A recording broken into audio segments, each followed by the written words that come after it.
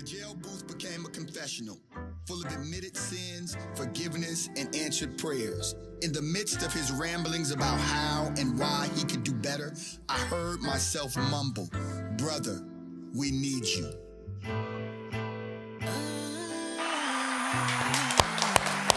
Yeah. Welcome to the Black Man Lab Afterflow Albany, powered by the New Georgia Project. Man, we had a great conversation this evening. This is our second one. Oh, yes. It's our second one here in Albany. Yes, and I got to tell you, man, it's powerful. It's powerful. And I really enjoyed my time here, man. So before we say anything, I want to say thank y'all. Thank y'all for your participation. But let's get into it. I want you all to give a quick introduction of yourselves, and then we're going to get into the conversation. Brother, let's start with you. All right. I'm Tykevius Greer, and I'm here with Family Wellness Outreach Center of Georgia. I'm a youth and family wellness specialist, and I really, really enjoyed tonight. Oh, my God, it was great. Appreciate you, brother. Appreciate you. Pastor Yaz, I am a radio talk show host of Let's Talk Radio Show, also a local pastor and businessman.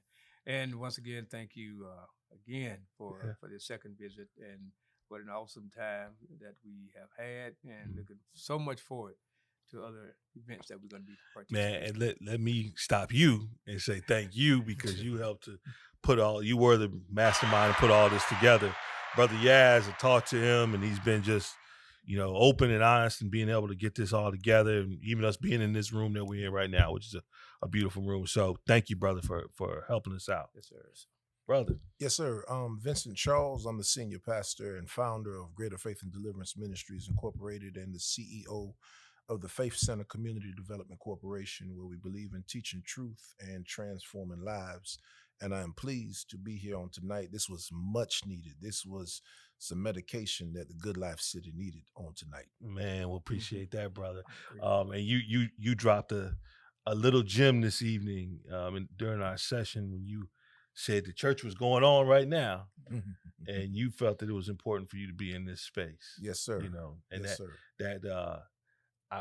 I say that because I want other brothers to know the importance of fellowshipping with other brothers around issues, and not just issues though, the beauty, right? That we can share with one another outside the church.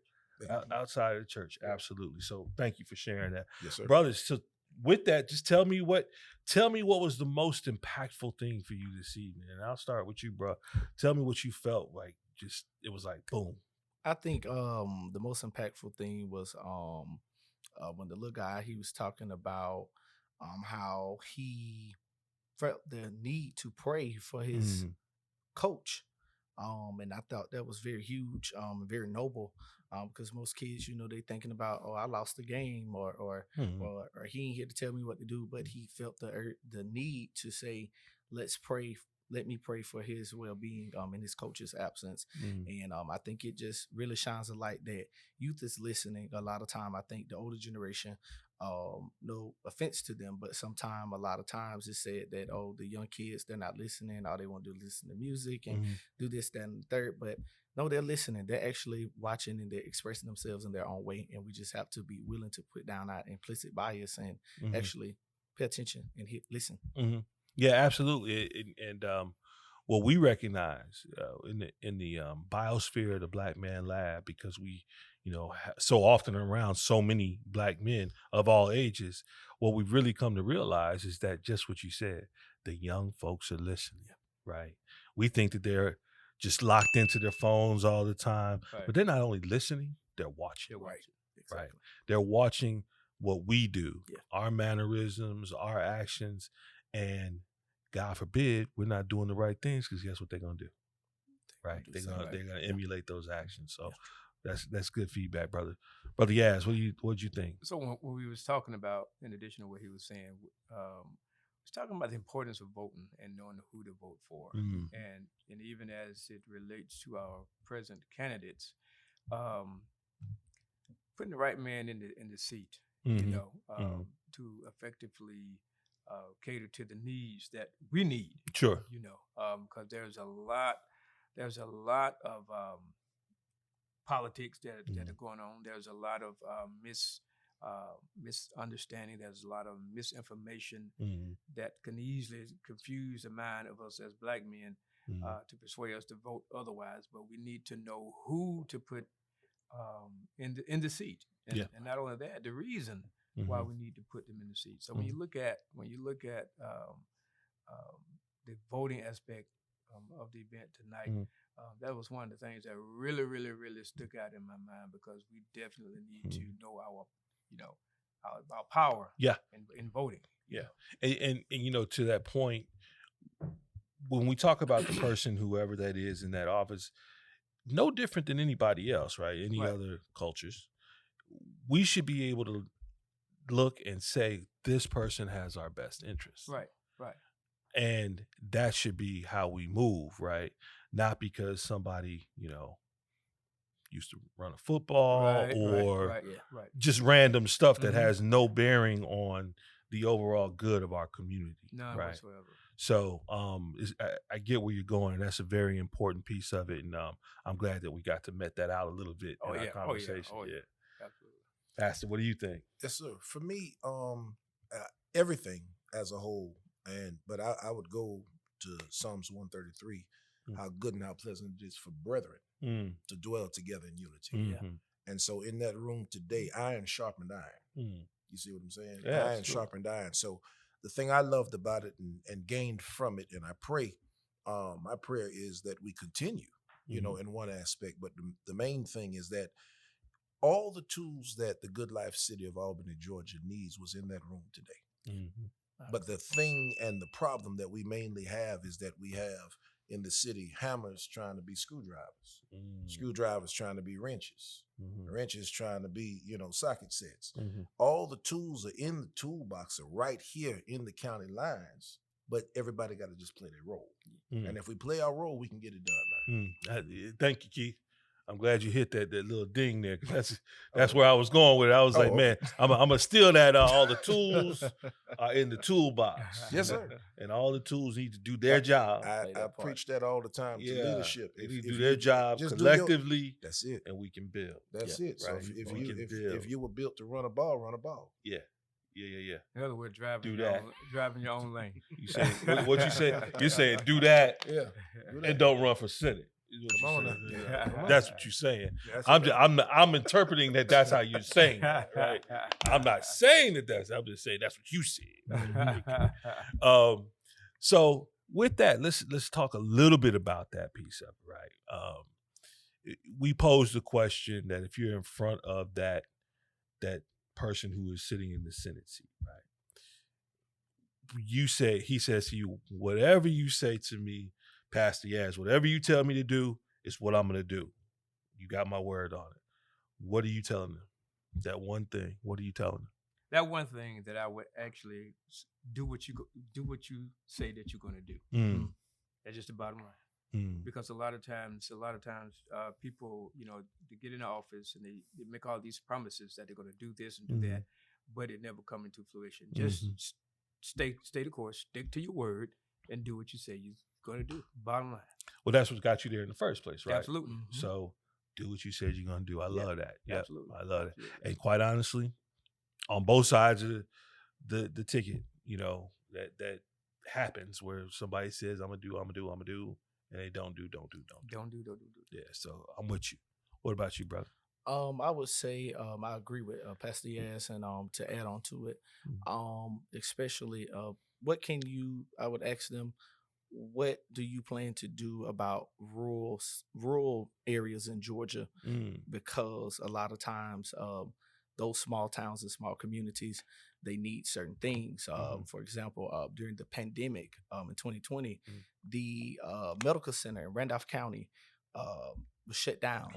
And so people that grew up in rural counties like Quitman County and Randolph County, you have to drive all the way to Albany, like 50 miles out, just to be seen by a doctor. And 9 times out of 10, that doctor office may be full with people that's in Albany, or you got to drive another 45 minutes, maybe to Columbus or to Dothan in Alabama. So just making sure that rural areas aren't forgotten about, and they're going to be catered to, and they're going to be some of the funds are going to be allocated and put into those communities. Communities not be forgotten. Yeah. Particularly those that are underserved. Yeah. Understood.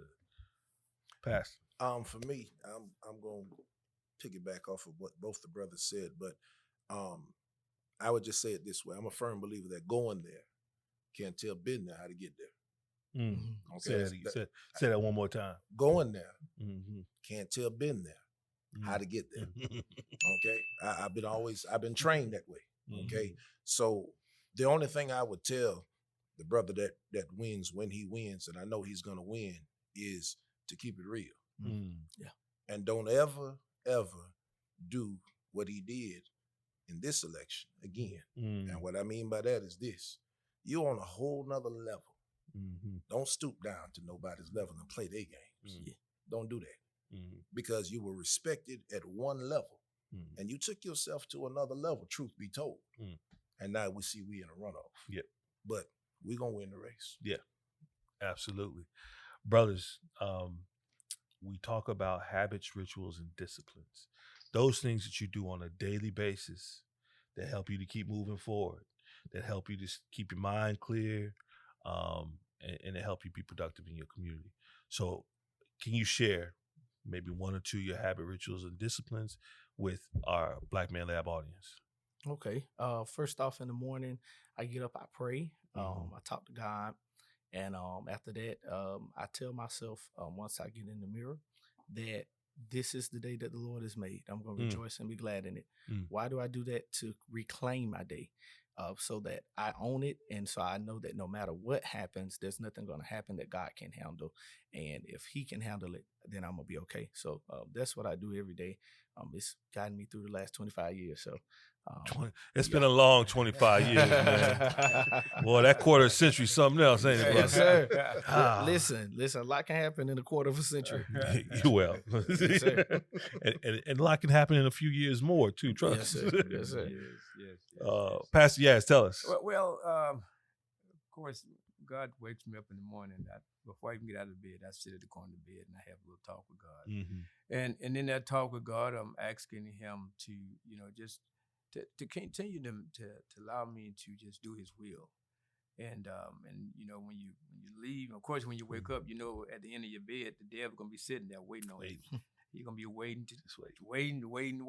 So just to continue to keep you focused. Sure. It's easy to be an angel when nobody ruffles your feathers. So I have to continue to pray that God just allow me to go throughout the day, knowing that I am who He say I am, and to walk circumspectly in His word. Not saying that I'm perfect. I've been dipped, but I ain't all the way dry. But I try. I just do my best to do His will. Yeah. And do everything that I can do to make my community great. Yeah. And I love my community, and I do all I can since I was a little teen to make other lives better. Absolutely, that's beautiful, brother. Yeah. Well, we got some, Keith. We got some gems that we're gonna have to just outtakes and keep, man, because there's too many being dropped, man. Yeah. Pastor, how about you? Habits, rituals, and disciplines. Habits, rituals, and disciplines. For me, the habit, number one, getting up, just like the brethren shared. I always communicate, amen, with my Father. So for me, I command my body. Okay, being a diabetic, going through COVID, going through so many, I command my body to operate. Life and death is in the power of the tongue, so I refuse pain. Okay, I refuse pain. So I command my body. There's no pain in the body. I command my body, and then I also declare to the devil, not today. Go next door. Try down the street. This really ain't what you want. So those are the first two things. And the last thing for me, to be honest with you, and it's a mindset thing for me. I don't conform to this world. Okay, I transform by the renewing of my mind. So one thing I used to be was a procrastinator. So what I do is I treat every single day like it is the last day. So I seize the opportunity of the day. So today was seizing the opportunity. The opportunity came through a text. I had to be here. Yeah. You see what I'm saying? Sure. You have to seize the opportunity because tomorrow ain't promised. You see what I'm saying? Yeah. But if you spend all your day complaining about yesterday, right? or sit back praying for tomorrow, Yeah. you're really gonna miss today. You missed today. All day long. And that that speaks to one of the things that I've learned, and we all, there's some commonality in that, having that voice with God, right? Yes, sir. But the other piece of it is not only having that voice with God or your creator, whoever he may be to you, but to be able to listen and follow. Yes. Right. Yes. Hey, Yes. It's true. You're 25, brother. I hope you're there already, but you'll start to learn that we don't have nothing figured out. Right. Not Yes, that. sir. You don't have nothing figured out, and it's divine power that makes you move, makes you get to the Black Man Lab. That's it. Absolutely. Man, listen, thank y'all. Black Man Lab, Albany, part 3 coming up. All right. Thank y'all.